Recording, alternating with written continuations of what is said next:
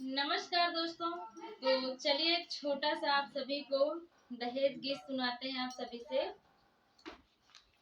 जिने घर होए ना रुपैया हे राम जी, जिने घर होए ना रुपैया हे राम जी, वाहे घर जन्मे नाही बिटिया हे राम जी, वाहे घर जन्मे नाही बिटिया हे राम जी, इतनी विनीतिया करेला हे राम जी, वही घर बिटिया जन्मे नाही हे राम जी, जिन घर होए ना रुपैया हे राम जी, वही घर बिटिया नाही जन्मे हे राम जी, वही घर बिटिया नाही जन्मे हे राम जी।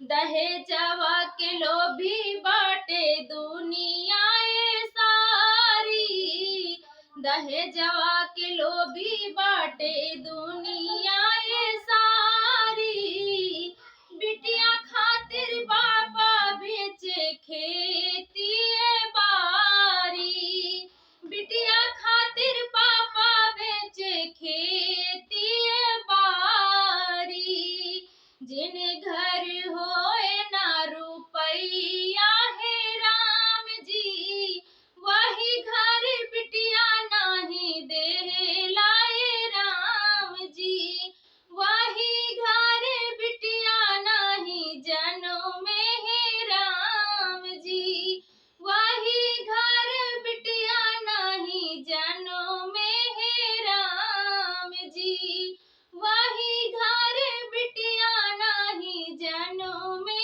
हे राम जी। दोस्तों ये गाना अच्छा लगे तो लाइक सब्सक्राइब जरूर करिएगा, बेल वाली घंटी प्रेस करना ना भूलिएगा और अधिक से अधिक शेयर करिएगा। तो दोस्तों धन्यवाद।